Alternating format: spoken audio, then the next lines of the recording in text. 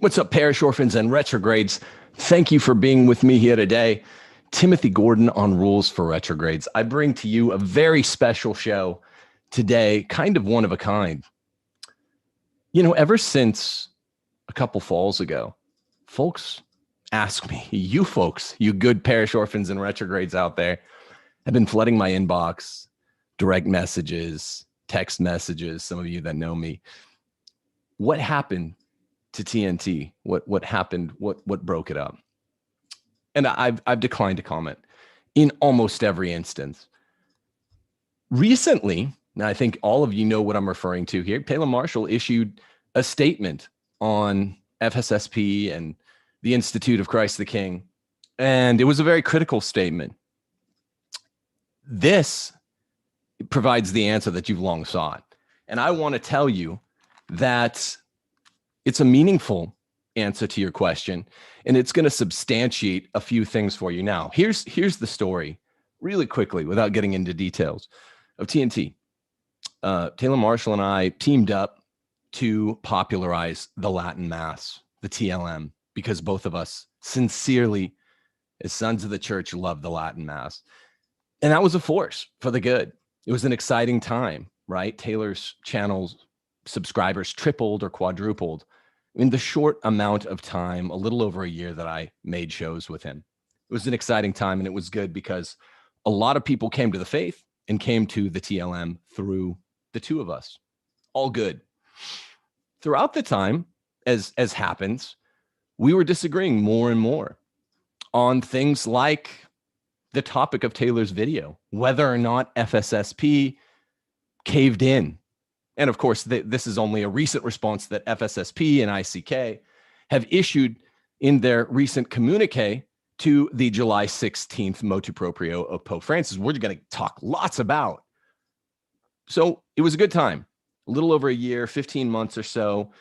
Taylor's channel exploded through the popularity of TNT. The popularity of TLM was served all the better by the people that were excited by what we were doing, which was really about what was happening at the Tridentine Latin Mass. It was all good. Let me tell you something else, though. The answer to the question when people ask, why did I leave, is simple. I believe fundamentally at the core of my being that with leadership, whatever kind of leadership this is on technology, social media, YouTube, Twitter, whatever, it's a kind of leadership. And I believe that it shouldn't be done by polling, by sticking your foot into the water, better said, your toe. Polling, will this be popular first? Will this play with this audience? Should I throw some chum in the water, some bloody meat? Will this be popular with people that are relying on us for both information and commentary? And throughout, particularly the latter half of TNT, issues were arising between Taylor and me. We're former partners, right? We both thrived greatly on his channel under what was happening, the explosion of popularity, repopularity of the TLM. And we were butting heads over whether or not popularity should play a role in this sort of leadership, whatever you deign it, whatever you call it. Personally, I'm being real honest now. I don't care. I couldn't care less. It's nice to have more people watching your channel rather than less, but you don't ever trade in the truth for it. And this was an issue on which Taylor and I butted heads again and again and again, till eventually I said, you know what? Even as this show, TNT, Taylor and Tim, is at its peak of popularity, I'm out. I'm out. Because I don't, hang popularity. I couldn't give a damn less. I really couldn't. And of course, I don't have to prove this to anybody because my inbox substantiates the claim. People are like, why would you ever leave something so popular at its peak of popularity? Because I couldn't give a damn. What matters is the truth. And the first half of TNT, we were popularizing FSSP. We were popularizing ICKSP. We were popularizing it, not through our work, through the Holy Spirit's work, because we were speaking the truth. Even the diocesan Tridentine Latin Mass, because both of us, like I said before, love it. Taylor does, I do. That part's sincere. But there's this other underling, ugly form of subterranean traditionalism, you call it rad trad if you want, that was growing like a canker dividing Taylor and me. The kind of ugly canker that impels Taylor to make a video like he made yesterday, attacking the ICKSP and FSSP as, get this, those who caved in to the Pope. The term was caved in. This is so absurd and so un-Catholic. Coming from me, consider the source, a person that's been in print attacking Pope Francis since 2014. I think that's 4 years before Taylor turned over that leaf. 4 years. So this, I'm comfortable saying as a layman, FSSP, ICK priests can't say this. This is, I'm confident as a teacher of church history, I'm timothyjgordon.com. You can take my class, Church History, it just began. I'm confident saying this is the worst pope, the most evil prelate we've ever had out of 266 popes. This crop of bishops is the weak and perhaps the most evil we've ever had. So there's no disagreement between us there. I led the charge on that. I've been publishing in Crisis Magazine since 2014 on that score. When Taylor was still defending the Pope, that's not the issue. But if trad means rad trad, then as the great Dr. Dre said, scratch trad, you can have it back. I don't want it. If it means leaving the church, if it means casting aside holy obedience to the good confreres of FSSP and ICKSP, then you have jumped the shark. And you're missing the forest for the trees, Taylor. And I'm admonishing you in a fraternal way, not that you'd ever come on my show or debate me brotherly or just have a beer in fraternal good humor, because that's what I want. You wouldn't do it. You know what happens when I debate. But the point is, I'm inviting you, take back what you said about FSSP and ICK. The idea that they, Roman Catholic priests, caved in to the pontiff is an utterly un-Catholic notion. I don't think I'm being rudimentary when I say this sounds Lutheran. This sounds Protestant. Furthermore, I don't think I'm being reductionistic when I say this is Lutheran, this is Protestant. He's the worst pope we've ever had. Obedience to something called, and forgive me for being so remedial, the universal jurisdiction of the pontiff on discipline matters, doctrine, dogma, ecclesiology, the org chart of the church, means that one who obeys the Pope is obeying Christ. It's not complicated. That means that really, to somebody that's already fastened their heart to Christ and to the sacraments, has already done so to ecclesiology as well. This is not a decision somebody actively makes. You understand? I don't think you do. And I know that you probably don't, because this was dividing us more and more as we continued to make shows. So I'm out. You can have it back. And if this is trad, if all the people that attend FSSP and ICK and diocesan TLMs, as long as they continue to exist, are cool with this kind of slander, basically like a Protestant calling FSSP papists, which we all are, even to bad popes like this one, then I'm out, man. You can have it back. So there's no choice to cave in. This is just utterly un-Catholic language. I've talked before about the great strengths, the virtues of Protestant converts to Catholicism. There are many, right? Knowledge of the Bible, a lot of times even knowledge of ecclesiology, ironically, they know better. Knowledge of authority, an intimate knowledge of the way that scripture and authority cross-fertilize one another, ironically, often goes to the side of the converts rather than faithful cradle Catholics who are pretty much all reverts. No one's in our day raised a faithful Catholic. Converts versus reverts, many strengths that Taylor brings to the table, which is why his channel's large. Right? Got kicked off with TNT after a decade or so of relative obscurity, but it stayed large because there are all these genuine virtues of Taylor Marshall, of his channel. But for the last year and a half, I'd say the shark has been jumped. And his response to the so-called cave-in of these papists, Roman Catholic priests, who all, unlike you and me, laymen, friends, parish orphans, retrogrades, they take a vow of obedience. The different orders take different vows. Some of them take vows of poverty. Some even take vows of silence. But all of them take a vow of obedience to the bishop ordinary. That's how the org chart of Roman Catholic ecclesiology works. And as someone that's published far more articles than Taylor Marshall against this pontificate, I do so as a layman. Catholic 101.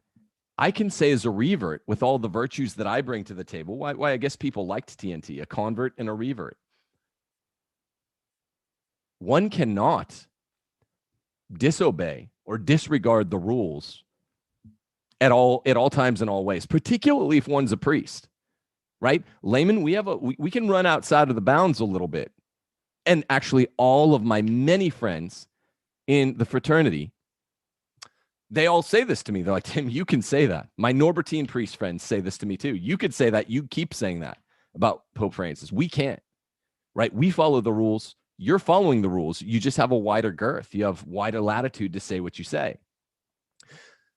So when we run this all back and we funnel it through what's happened since July 16th, the motu proprio Traditionis Custodes, which, yes, that's a poke in the eye by Pope Francis. He's saying he's the guardian of tradition. Not too many people caught that. In the wake of all this, the sound and the fury of a mixture of legit traditionalist and rad trad backlash, it's been a din. It's been sound and fury, a lot of noise. And I've given some shows. I brought on some SSPX chapel attending friends of mine. I brought on Michael Lofton. I brought on some people in between. But today, I'll say with Taylor Marshall's critique of FSSP and ICK, people have got to draw a line. You, the parish orphans and retrogrades, you have to draw a line. This show is not about beating up the SSPX, which in Taylor's video yesterday, he showered with encomia of flattery, the SSPX, as he's been wont to do over the last year and a half, and saying the FSSP should be more like them. Well, this brings me to my second point. People are going to have to decide, does he get to have his cake and eat it too? Should people that attend FSSP and ICK, should they continue to listen to Taylor Marshall after he's essentially now signaled really clearly that he's on board with all the online rad trads who say that FSSP is bootlickers and that they cave into the Pope? They're like a bunch of papists. They have to follow universal jurisdiction. Well, that's one of the precepts of the church. I mean, what? It doesn't get much stranger than this. Clown World 2021, and it doesn't get much stranger than this, that you get Catholics calling other Catholics who clearly don't like the Pope. I'm going to go through the nature of FSSP and ICK's communique, probably even read it because we need all the details. But to call them bootlickers when they're clearly signaling in that letter tons of not so subtle, I guess, subtleties that people like the likes of Taylor Marshall missed, to say that they love the Pope, no, they're just playing the game. They're playing the game within the rules. We'll talk about that in a second. But one really dishonest moment in Taylor's video yesterday, and there were several. Trust me, I'm his ex-partner. I know the inside workings. I know the outside workings. I know how the game is played. I don't play it. That's why I quit at the peak of popularity. But let me say this. To pretend now that the cave-in, that the bootlickingness ostensibly of FSSP, I'm just going to say FSSP because I'm sick of saying and ICKSP. The institutions from Ecclesia Day, 1988, right? The bootlicking from Society of St. Pius X perspective has been entire. It's been total since 1988, right? When I went on Matt Frad's show around the new year, I addressed with Matt a dishonesty that Taylor had been purveying for about a year before then, that SSPX and FSSP are somehow friends. Guys, FSSP broke off of SSPX in 1988 because if you listen to SSPX, They caved. FSSP caved. They're bootlickers. They caved in 1988. This is the tired old story. Okay. And now everyone says unite the clans and all that nonsense. Don't unite the clans. Unite where there's real unity. There's no unity around Vatican I, around Vatican II, around the troubling, awful pontificate of Francis. Those three are real dividing lines between FSSP and SSPX. So don't unite the clans. Scratch that. So there's no new novel approach that FSSP has chosen as of their communique a few days ago. There's none whatsoever. This is utterly consistent with who they are as an institution. Okay, I'm gonna play a minute and a half of Taylor's video yesterday, and you could see how I think you could see pretty much from the outset how dishonest the approach is. There's even a little gaslighting about, hey, don't hate on FSSP. That's straight up gaslighting. That's what the whole video is. And of course, it's done in a genteel way. This is how the game is played. But I'd say it's a little bit gross to watch because it's so dishonest. Now, what non-rad trads, what traditionalists who love the old liturgy, the old Latin Rite liturgy say, that I think is fair, is that if we look at discipline, which can change in the church, it's changed a million times. Just ask the Eastern Orthodox, right? They're more trad than the trads. The Eastern Orthodox freaked out, came up with a whole new faith because we went from leavened bread to unleavened bread. A lot of people freaked out when medieval popes took away the chalice. These are ancient liturgical practices that go back to Christ himself. Leavened bread, the chalice, certain words, they've been changed around lots. And more trad than the Catholic traditionalists, or even the Catholic rad trads, are the Eastern Orthodox. They raise a lot of the same points. They're just more consistent. But so the trads, the rad trads, everyone kind of says together, and I'm inclined to agree that disciplinarily, when we look at liturgy, pre and post conciliar disciplinary liturgy, the whole kit and caboodle, yeah, Novus Ordo looks like a new faith. I'll give you that. It's not. Now, rad trads will say it is a whole new faith, a whole new religion. It's not. But yes, it looks like it. I'll give you that. But here's the funny part, my friends. Doctrinally, ecclesiologically, to go around calling or insinuating that FSSP caved into the Pope, that's a term that doesn't even exist in the Catholic lexicon. Caved in, you just have to if you're a Catholic priest. It's not a choice. Universal jurisdiction of the pontiff in discipline, in doctrine. I mean, now doctrine can't change. So this doesn't mean any pope can say that there are four persons in the Trinity. But in Vatican II type teachings where it's gray, you know, religious liberty, all that, discipline, doctrine, things above that, the Pope has universal jurisdiction. Look, man, if the Pope says tomorrow all priests wear their hair in the tonsure, you don't get to say, I don't know if I'm going to cave in on that. This is very specific. Council of Trent teaches it very specifically. Vatican I teaches it very specifically. Lumen Gentium even addresses this from Vatican II very specifically. So here's the thing. Disciplinarily, yeah, pre- and post-conciliar Catholicism look like different faiths, but aren't. But doctrinally, ecclesiologically, when you hear the rad trads, and I guess Taylor Marshall and that whole cottage industry of hangers-on Taylor Marshall's coattails, talk about papist this and you know, cave in that of FSSP, well, that sounds like and is like a different faith. That's not Roman Catholicism, my friends. Parish orphans and retrograde. That ain't Roman Catholicism. The Protestants call us papists. You and I, assuming that you're a layman, we can say more. We can publish more. We can write more. I can do videos like this saying Francis is the worst pope ever, but he still enjoys the office. There's the man. I think this is a wicked prelate, a bad man. Maybe I'm wrong. I guess I'll be punished if I'm wrong.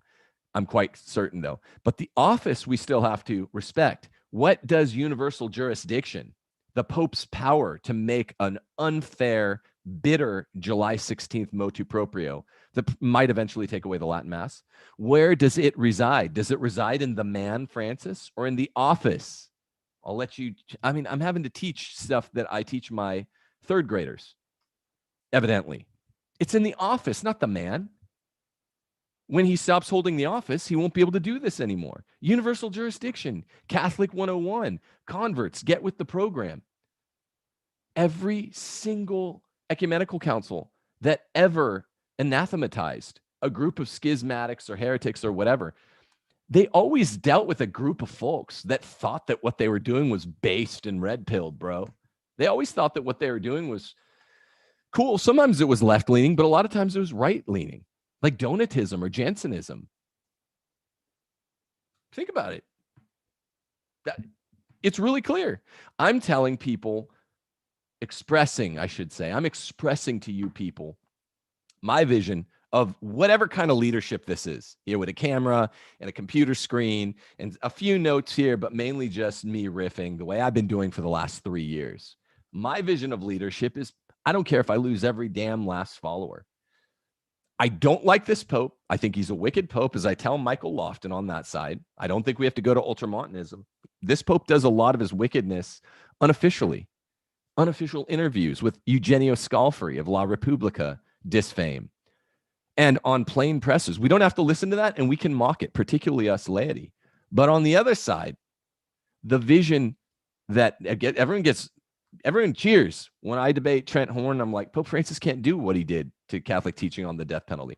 Everyone's cheering for me. That's at the very beginning of Rules for Retrogrades. And then the very next step, you turn around and you're like, okay, but trads, more like rad trads, I have something for you too.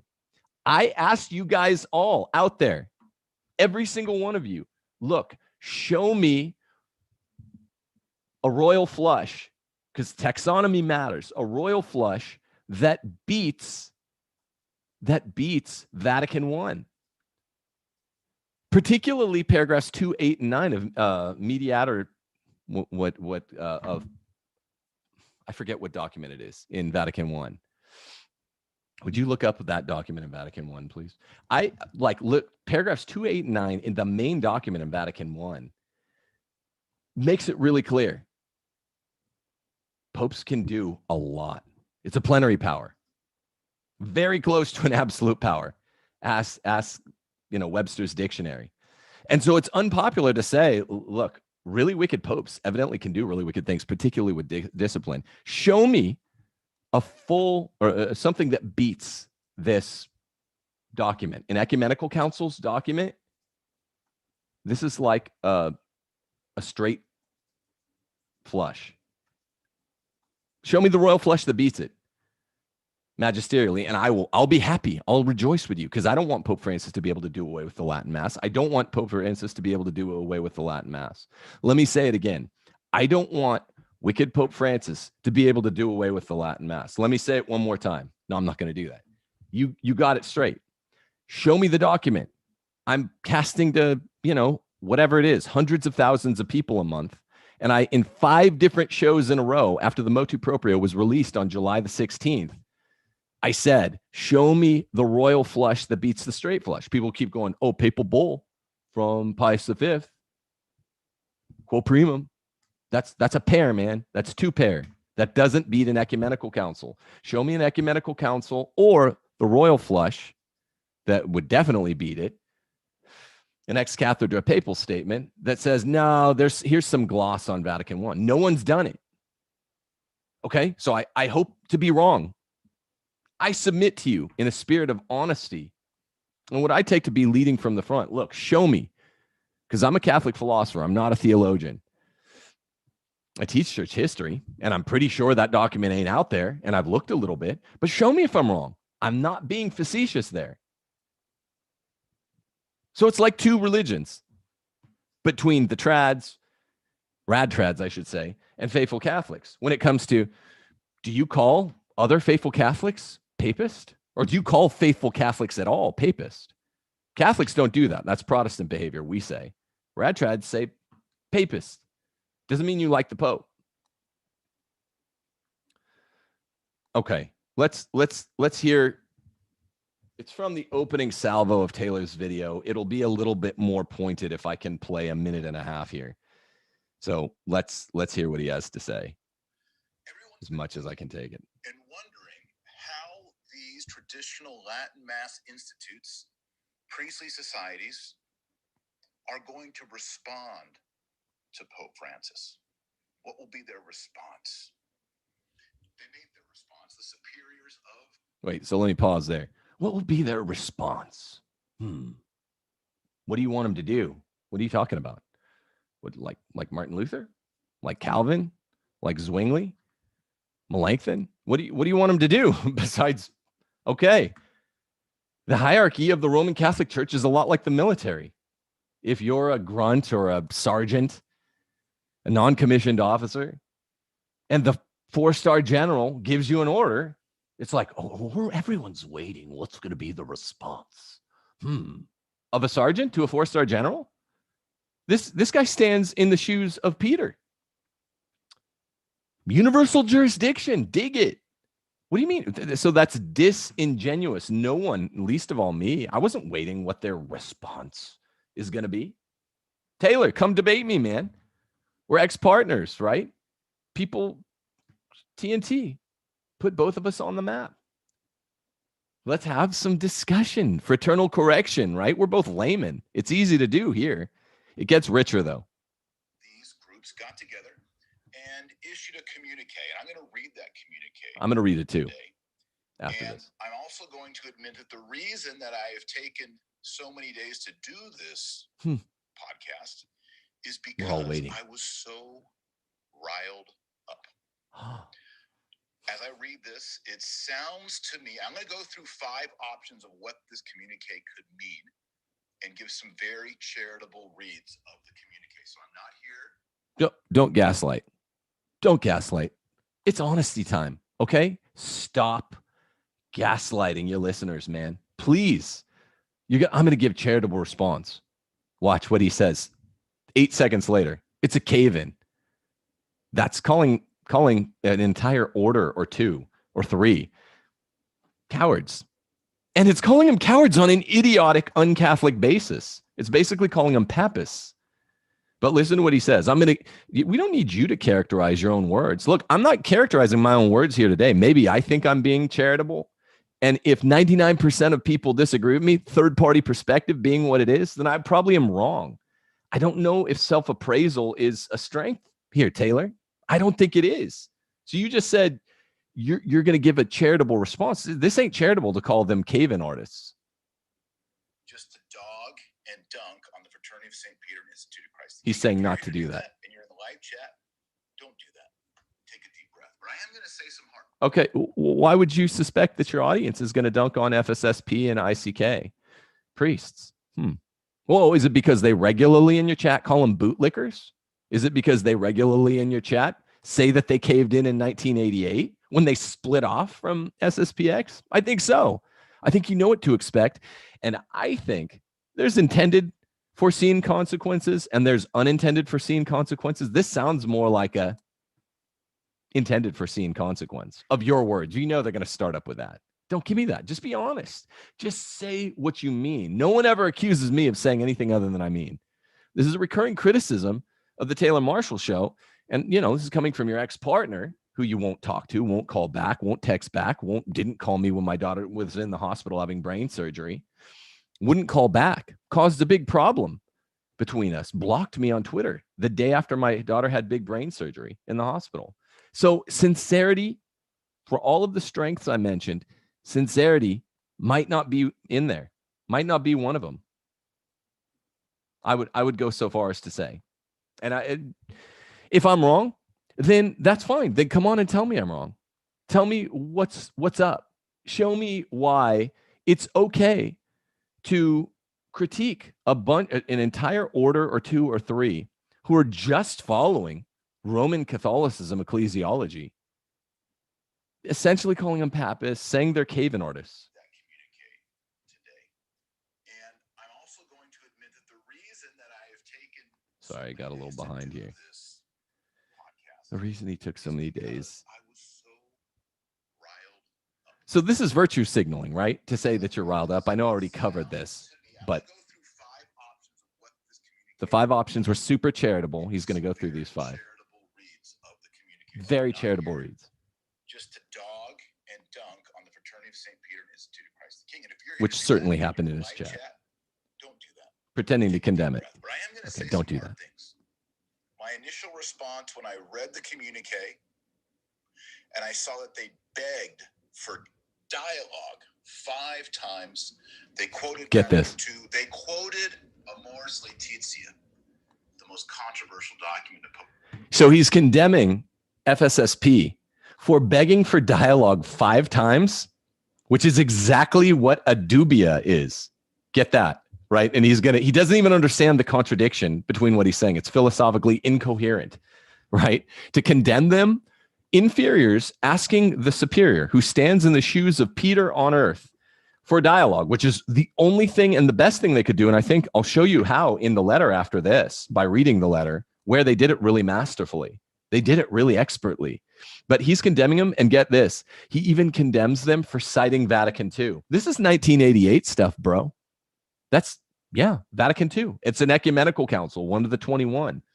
Yes, they're going to cite Vatican II. Now, Amoris Laetitia is a little interesting. Their citations of Amoris Laetitia were polite throwbacks into the face, spitbacks into the face of Pope Francis. His double standard for decency, civility, and dialogue. And Taylor evidently just totally missed this.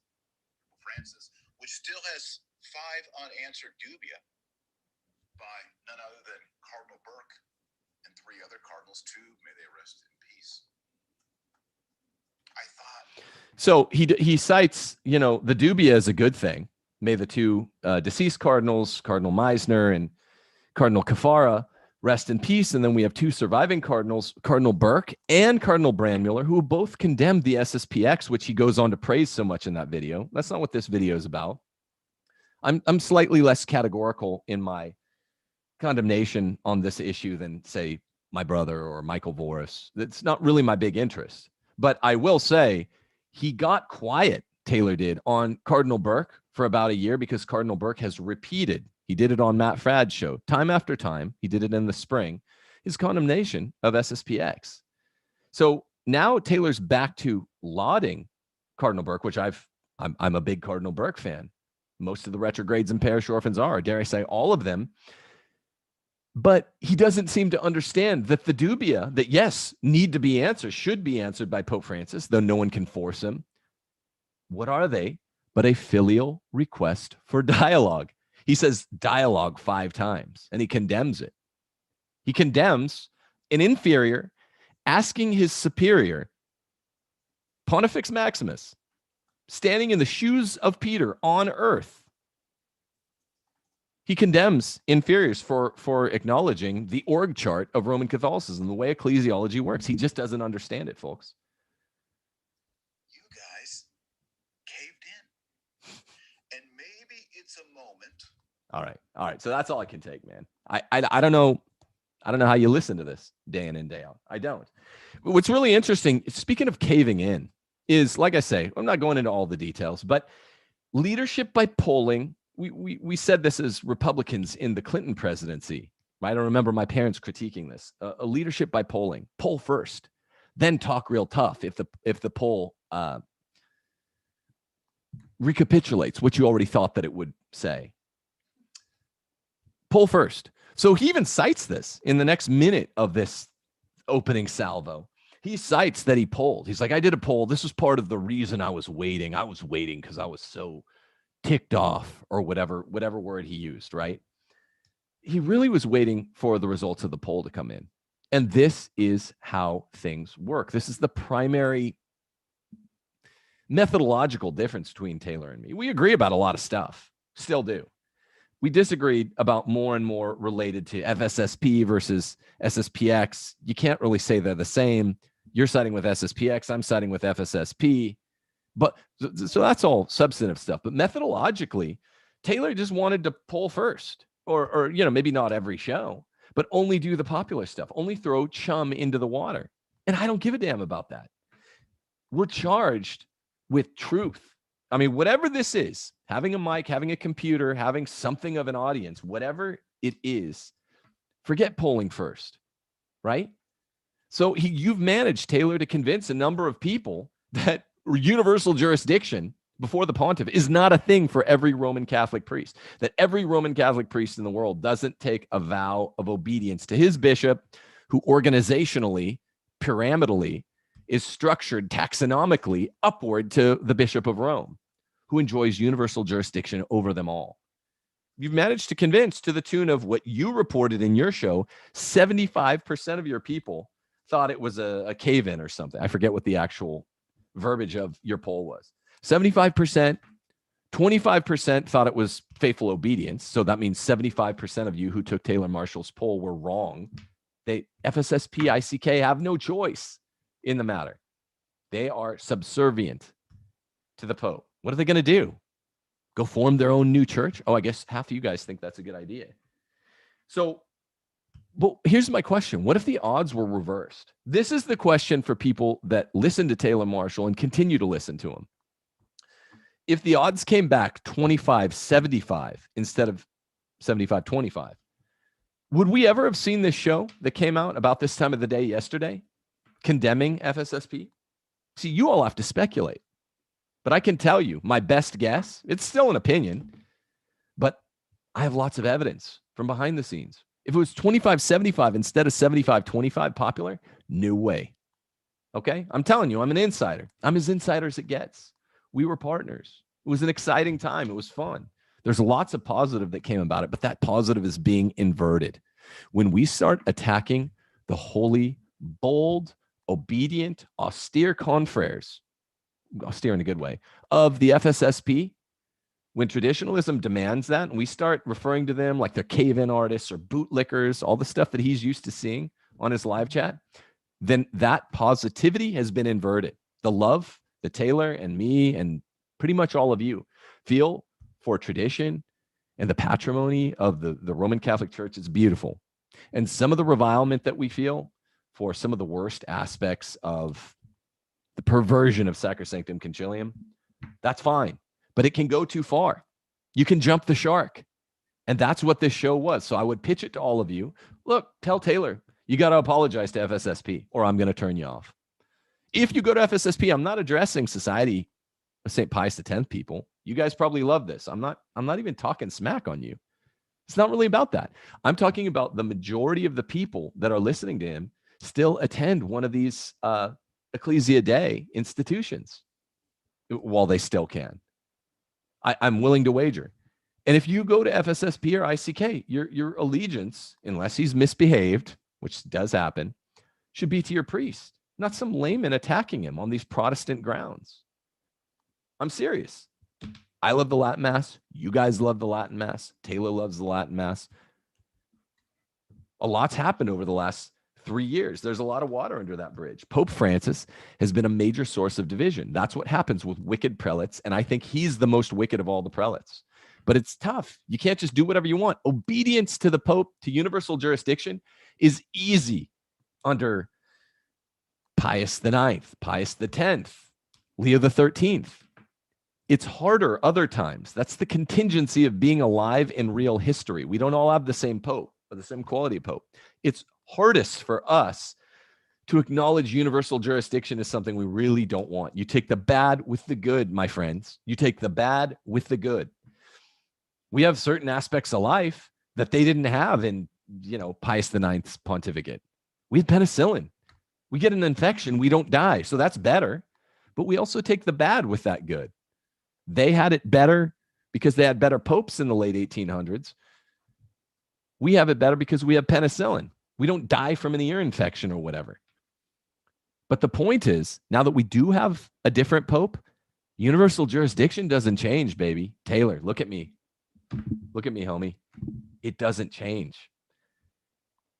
Right? That's the marks of the church. It doesn't change.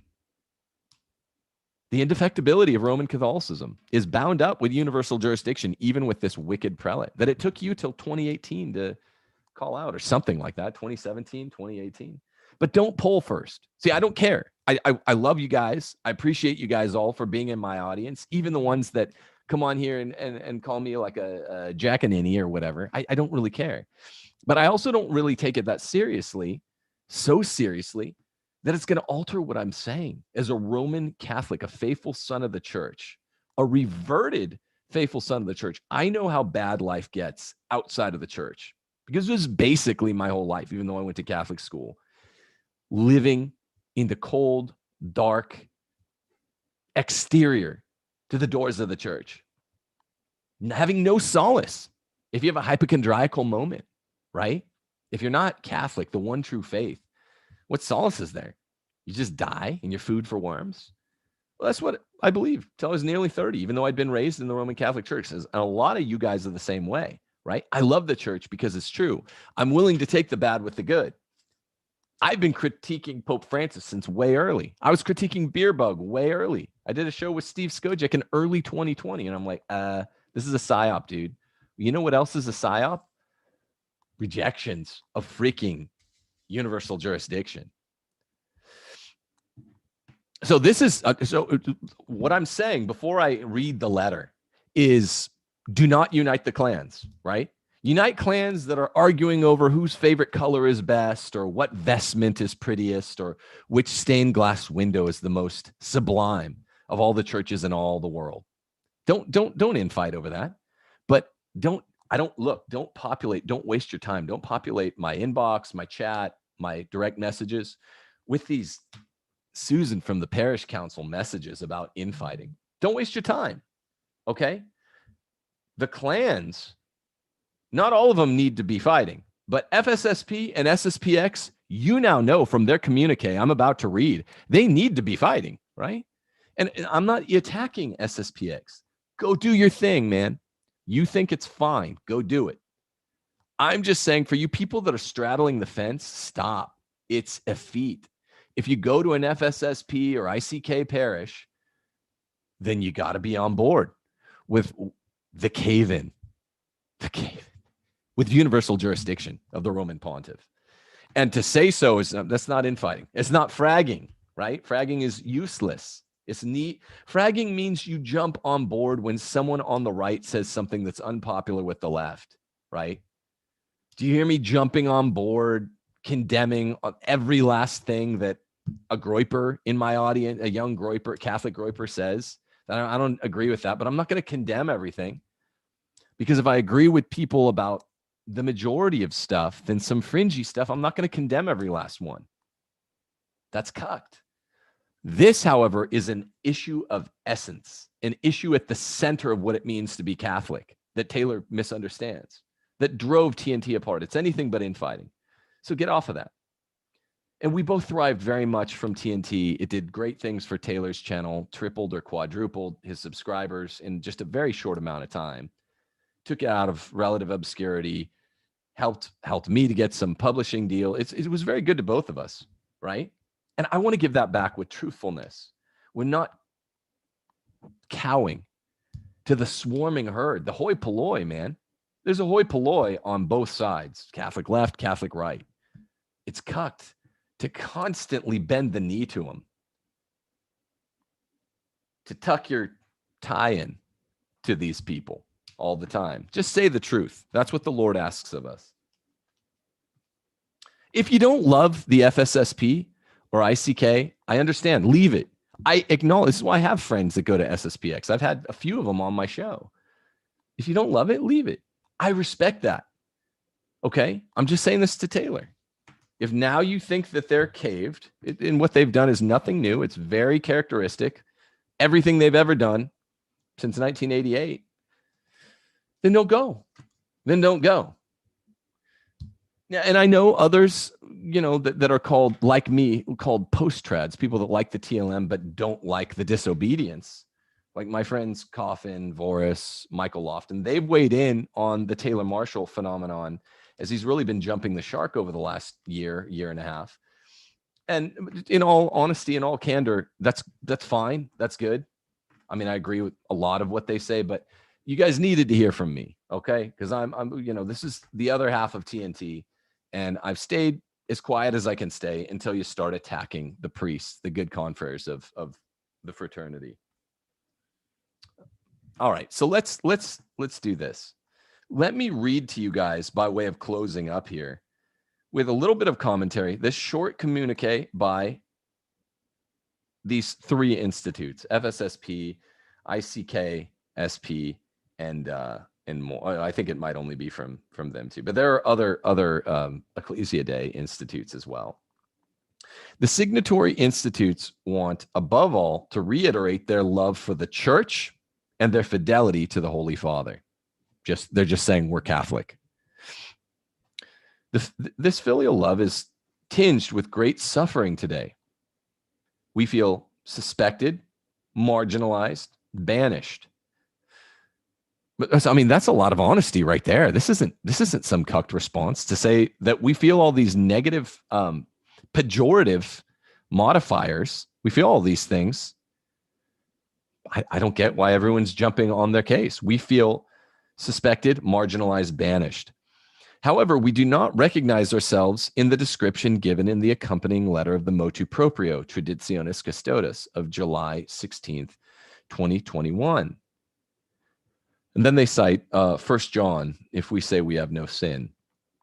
What they mean here is very interesting, because although I didn't write this letter, it's what I would have written as well, and what I said in my 5 shows on the motu proprio in the immediate wake of the publication of July 16th motu proprio. They say we do not recognize ourselves in the description given in the accompanying letter of the motu proprio.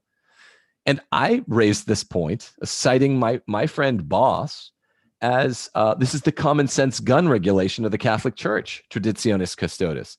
It blames the law-abiding citizens, the ecclesiology-abiding citizens, FSSP, for the ills of the outlaws, or whatever you want to call them, SSPX.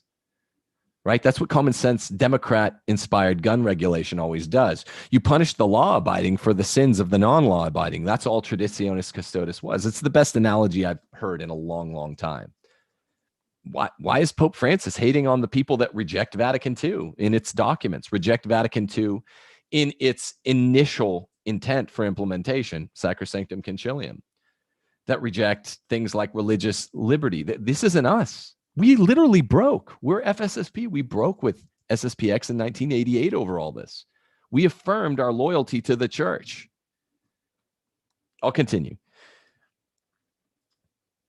We do not see ourselves as the true Church in any way. They're really insinuating SSPX sees themselves as the true Church. On the contrary, we see in the Catholic Church our mother, in whom we find salvation and faith. We are loyally subject to the jurisdiction of the Supreme Pontiff and that of the diocesan bishops, as demonstrated by the good relations in the dioceses and the functions of presbyteral conciliar, archivist, chancellor, or official, which have been entrusted to our members. And the result of canonical or apostolic visits of recent years, we affirm our adherence to the magisterium, including that of Vatican II, and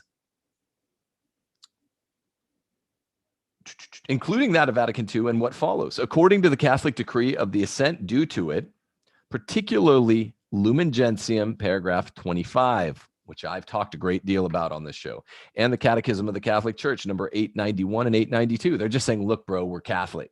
That's all they're saying. We follow the rules, and we're being blamed for the people that like the same liturgy as us, the TLM, who don't follow the rules, according to Lumen Gentium 25, Catechism numbers 891 and 892. And this is evidenced by numerous studies and doctoral theses carried out by several of us over the past 33 years, defending the things you have to defend to be a Catholic. I'm adding that in. Have any mistakes been made? We are ready, as every Christian is, to ask forgiveness if some excess of language or mistrust of authority may have crept into any of our members. We are ready to convert if party spirit or pride has polluted our hearts. This is just saying, look, if we've erred, they're not saying they have. They're saying if we've erred, we're legitimately ready to acknowledge it. That's not anything groundbreaking. That's called being Christian. And this is a carefully worded Christian unpology. My brother Dave calls this an unpology, right? Because they're just saying, if we gave offense, then sorry. Then they cite the 49th Psalm, fulfill your vows unto the Most High. We beg. Now, I think so that made Taylor mad that they said Vatican II is valid in an ecumenical council and it's citation worthy. I don't know exactly what, but that made him mad. That ticked him off. Now he gets ticked off and that's a ridiculous thing to be angered by. Needless to say. Then they go on. We beg for a humane, personal, trusting dialogue, far from ideologies or the coldness of administrative decrees. Wow, this is a nice filial critique of the Papa. Let me repeat it. They're given lots of little sort of self-defensive barbs that follow the rules of filial piety here. I'll repeat it. We beg for a humane, personal, trusting dialogue, far from ideologies. Or they're saying that Pope Francis really is giving into ideology, or the coldness of administrative decrees, like the motu proprio. Nice. I mean, this is a golf clap, at least here. This is a nicely constructed letter. I don't know what the hell everyone was reading when they said this was like a cucked response. They go on. We would like to be able to meet a person who will be for us the face of motherhood of the church, right? The church is always the bride of Christ, the maternal figure, always female, always the parent between the two parents that's, ready to give the carrot, not the stick. This is why the church is the church. It's supposed to be maternal this way. So they're asking for dialogue, which is all the dubia cardinals were asking for. You please dialogue as an interlocutor, even though you're in charge, with our 5 dubia, our 5 questions. Dialogue is everything, right? They're just asking for maternal kind of dialogue where it's loving. They're saying, look, we're doing our part to show our filial piety. You do your part to show your paternal piety as the Pope, and the church in its representatives, its maternal piety back. We would like to be able to tell him about the suffering, the tragedies, the sadness of so many lay faithful around the world, but also of priests, men and women religious, who gave their lives trusting on the word of Popes John Paul II and Benedict XVI. That is beautiful, my friends. I literally don't know what people are pissing and moaning about, calling this a cucked letter. Do you know what this is accusing Francis of? In very, very pious language, appropriate language. In a genuflection, think of Catherine of Siena's, calling the Pope sweet prince. In a genuflection, they're saying, we don't have any force, we don't have power, we don't have much influence even over you, no power, very little influence, but we do have the impellingness of the truth. And the truth is that men and women religious gave their lives to the fraternity, trusting on the words of Pope JP2 and Benedict XVI. And what they mean was, clearly, please don't do this. Please don't do this. You have the power to do it because universal jurisdiction is plenary, but please don't do it.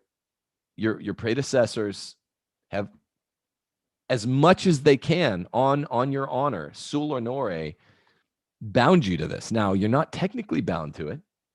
Remember, when Pope Victor was going to excommunicate all the people that didn't want to follow his abrogation of the Johannine, coming from John the Apostle, liturgical form, just like this.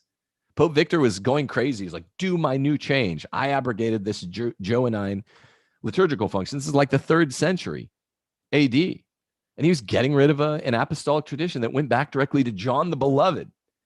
Saint Irenaeus rebuked him, but he was like, look, Pope Victor, you, exactly like FSSP masterfully wove into this epistle, you can do this. You do have this plenary power, but is it prudent to use it against loving, faithful servants of the church, loving, faithful sons of the church? That's beautiful. And by the way, the Pope Victor Redux, as Edward Penton called it at National Catholic Register, is very instructive for our situation today, because that Pope Victor, literally abrogated a liturgical form that went all the way back to John the Baptist. Forget like Pope Pius V, in the 16th century, after there was such a thing as a Protestant Christian, which is way separated from Christ. Pope Victor was literally getting rid of liturgical forms that went back to John the Beloved. And people were like, okay, we don't want to do this. And he was going to excommunicate him. And Irenaeus is like, well, you could excommunicate him because you have that power, but please don't. That's the approach that FSSP is taking here, and it's masterful. From a stylist perspective, from a writerly perspective, from a rhetorical perspective, this is masterful. Saying the men and women religious, I'll repeat it one more time, and priests involved in our institutes have made our vows or made commitments according to this specification. They were promised that all measures would be taken to guarantee the identity of their institutes in the full communion of the Catholic Church. Again, they're like, look, here's the contract that was kind of signed with us. Now, we can't really bind you to the law. We can't take you to a court of equity for specific performance on this contract. It's a little weaker than that because of the ecclesiology, the taxonomy, the hierarchy of the Roman Catholic Church. But we can remind you on your honor, this is what was given to us. The first institutes, they say, accepted with gratitude, the canonical recognition offered by the Holy See in first full attachment to the traditional pedagogies of the faith, particularly in the liturgical field, based on the Memorandum of Understanding of May 5th, 1988, between Cardinal Ratzinger and Archbishop Lefebvre. This solemn commitment was expressed in the motu proprio Ecclesia Day of July the 2nd, 1988. Then in a diversified manner for each institute in their decrees of erection and in their constitutions definitively approved. They repeat this point. The men and women religious and priests involved in our institutes have made vows or made commitments according to this specification. Not cucked at all. They're saying, Pope Francis, don't do this. Don't do away with the TLM or the TLM specific institutes. With the Ecclesia Dei institutes for the Latin Mass, like FSSP, ICKSP. It is in this way that, trusting in the word of the Supreme Pontiff, we trusted you, Holy Father, they gave their lives to Christ to serve the church. These priests and men and women religious serve the church with dedication and abnegation, meaning self-denial in this context. Self-denial, like what we're doing right now. We priests of the FSSP, we're saying we deny ourselves. That's why instead of saying, no, we're not going to do it, a la Martin Luther, the response evidently Taylor Marshall wanted them to give, they're saying we're still submitting ourselves with abnegation, with self-denial to say, you could do this, Holy Father. Please don't. Please back away from the precipice, Holy Father. Please dialogue with us. That's good. That's what Cardinal Burke and Cardinal Brandmuller, Cardinal Meisner, Cardinal Caffarra did when they submitted the dubia. Now, what Pope Francis will choose to do, well, that will be world historical, as it was when he chose to ignore the dubia. But that's all they were doing, friends. Cardinal Burke, Cardinal Brandmuller, two of the boldest men in the church, both of whom, say don't go to SSPX. If you like the Latin Mass, go to FSSP. These bold men say that. They both were asking for dialogue, same as the FSSP that Cardinal Burke is so close with.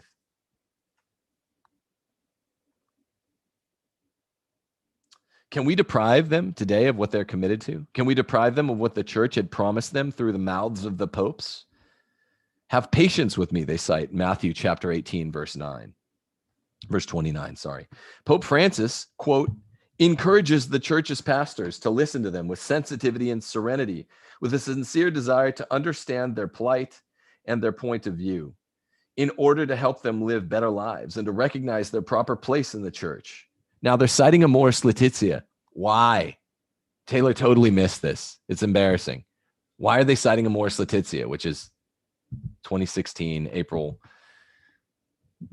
bad document, tough document? Why are they citing it? To show him politely within the rules, in a posture of, filial genuflection, you're being a double standard hypocrite.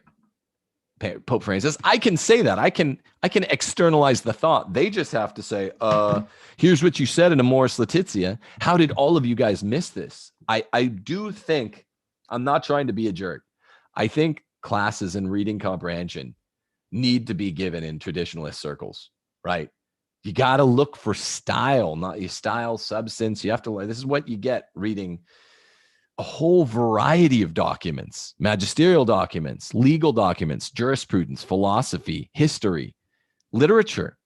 A lot of you guys don't read literature. You need to look for different tones. That's clearly what they're doing here. No question, 100%.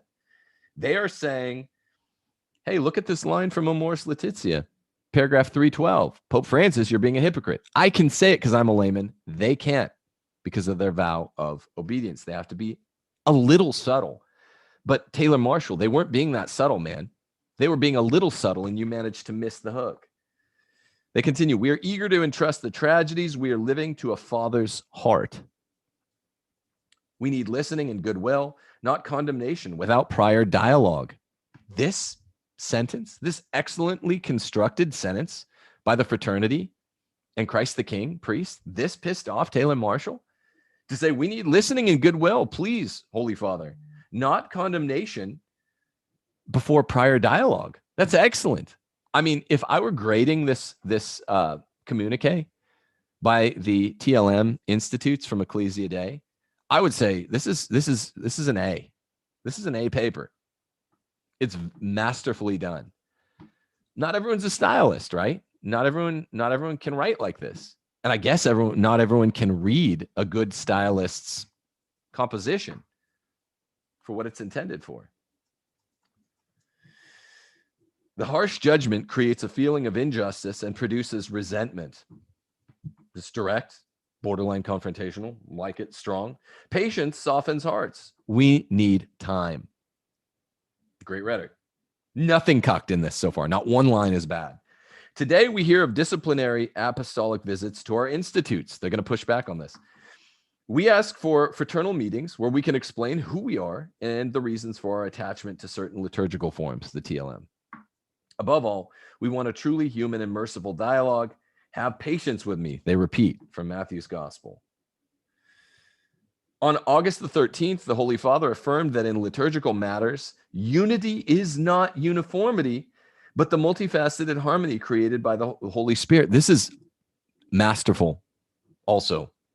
Rhetorically speaking, what they're going to unpack exegetically in this paragraph here is the Holy Father's words, I think again from Amoris Laetitia, and they're throwing them back politely in his face. He said in liturgical matters that we don't need total unity. Unity is not uniformity. Oh, we need unity, but we don't need uniformity. Sorry, my bad. Right? So they're saying, look, if we can have all these Eastern rites in the church, why can't we have our little TLM? Why, you hate us? You think we're rigids? You think we reproduce like rabbits? It just means we follow the church teaching on contraception, which, unlike the right, who's teaching un-Catholic things about this very communique, the left teaches that you can, I guess, contracept. Pope Francis seems to teach that. They're saying, look, you think we're weirdos. We get it. Can you just leave us to our corner of the Latin Mass? And they're throwing his words back at him. How can Taylor Marshall miss this? It's so obvious. This is masterfully composed. They're defending themselves too. They're just not, you can't strike the Pope. Literally or figuratively. Literally, it's an automatic excommunication. Did you know that? To strike the Pope. I don't know what these guys want. I don't know what they want from him. The Declaration of Independence from the Pope? Is that what you wanted, Taylor? And go on. We are eager to make our modest contribution to this harmonious and diverse unity, aware that, as Sacrosanctum Concilium teaches, quote, the liturgy is the summit toward which the activity of the church is directed. At the same time, it is the font from which all her power flows. Again, Sacrosanctum Concilium, based document from Vatican II. We need, as I've told you several times here on Rules for Retrogrades, to petition Pope Francis to give us a mass that looks like Sacrosanctum Concilium, which would just be an organically modified TLM. I've said this several times. With confidence, we turn first to the bishops of France so that a true dialogue be opened and that a mediator be appointed, who will be for us the human face of this dialogue. We must avoid judgments which do not take into account the complexity of various situations. Masterful. This is Amoris Laetitia. This is so gratifying to read because they're being so polite, but they're pushing back so hard. And as concerns Taylor Marshall, bro, you just missed it. You missed the boat. This is a masterfully composed letter. Let me repeat that. With confidence, we turn first to the bishops of France, so that a true dialogue be opened and that a mediator be appointed, who will be for us the human face of this dialogue. We must, and here's where the Amoris Laetitia throwback into the face of Pope Francis is joined. We must avoid judgments which do not take into account the complexity of various situations, which he says, Pope Francis says, and they don't like, about civilly divorced and remarried folks who want to get communion. They continue with the quote, "It is a matter of reaching out to everyone, Pope Francis," this is your words in Amoris, "of needing to help each person find his or her proper way of participating in the ecclesial community, and thus to experience being touched by an unmerited, unconditional, and gratuitous mercy." Amoris Laetitia, paragraph 296. That is so gratifying. This was such an expert exercise in style. Go read Strunk and White's Elements of Style, how to write. Look, trads, my friends, parish orphans, retrogrades, whoever, anyone listening, I don't even care who you are. I don't know who you are exactly. We need to purge from Catholic traditionalism, the Puritanism. It's a canker that grows on the heart. We need to purge the anti-intellectualism from Catholic traditionalism. Being smarter is always better. It always leads us more to the Lord, right? We need to look at, anti-affirmative rhetoric from the trads. We need to embrace good rhetoric. It's the third and the highest aspect of the trivium, the way we should be educating our kids. This is good rhetoric. It's great rhetoric. They're filial, they're genuflecting. It's deferent. They have a scholarly mien while still having a filial mien approach to Pope Francis. And yet so many dunderheads missed it. It's just strange. It's really strange. This is an excellent, excellent exercise in Strunk and White's Elements of Style. I mean, this is an A paper. So again, I don't know if it's, which we always say about Pope Francis. Is he a genuine dunderhead and he just missed all of the hooks, honestly? Or is he pretending to miss them? I'll say to you, to my lay confrere, my ex-partner, Taylor Marshall, did you really just, if so, then that's fine. Did you really just honestly miss all of the masterful rhetorical flourishes, not cucked at all, in this communique by FSSP, expertly done? Or are you pretending to miss them? Because this is a great letter. This is just a great letter. I don't know what else you could have in here, unless you just wanted a Declaration of Independence from the Pope. Do you guys want a Declaration of Independence from the Pope? Because this has been done before. Did you know that? 1517, Martin Luther issued a Declaration of Independence from the Pope. And then, Decem Romanum Pontificem, the Pope declared his independence from Martin Luther. And guess who has the last laugh? Laugh while you can, parish orphans and retrogrades. Laugh while you can. Someone is right here. I'm not going to self-characterize. I'm not going to say who it is. I think you know. I think you know who I think it is, at least. I'll tell you who I think it is. Yeah, guys, you guys got to learn to read and write.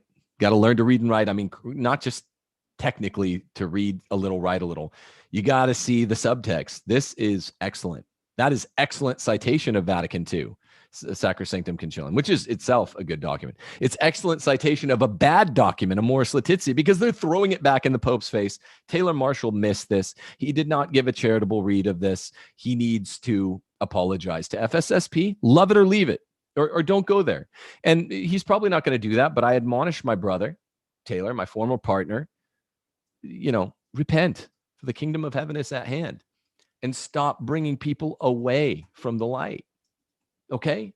It's enough. Enough is enough, my friend. It's not too late. It's not too late.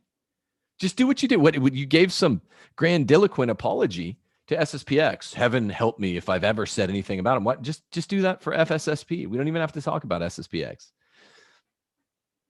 Or don't. Or just go to SSPX and say, look, this is me. This is who I'm for. This is my tribe, which is fine. This is my clan.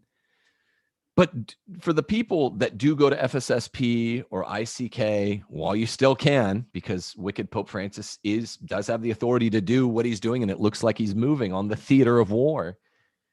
Then I do exhort you to, until Taylor makes an apology to FSSP, ICK, turn him off.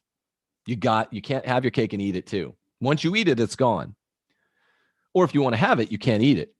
But you can't have your cake and eat it too. It's an old principle. I feel like today on Rules for Retrogrades, I've been unpacking some basics of Catholicism 101, and then with the cake analogy, I guess even birthday parties 101 from grammar school.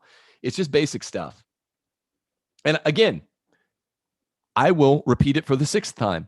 Anybody who can produce for me a document or an ex cathedra statement at the level of an ecumenical council or above, there's only one thing really above ex cathedra statements, that remove the gloss from Pastor Aeternus. That's the Vatican I document. Pastor Aeternus. I've been citing a lot today, so I forgot it.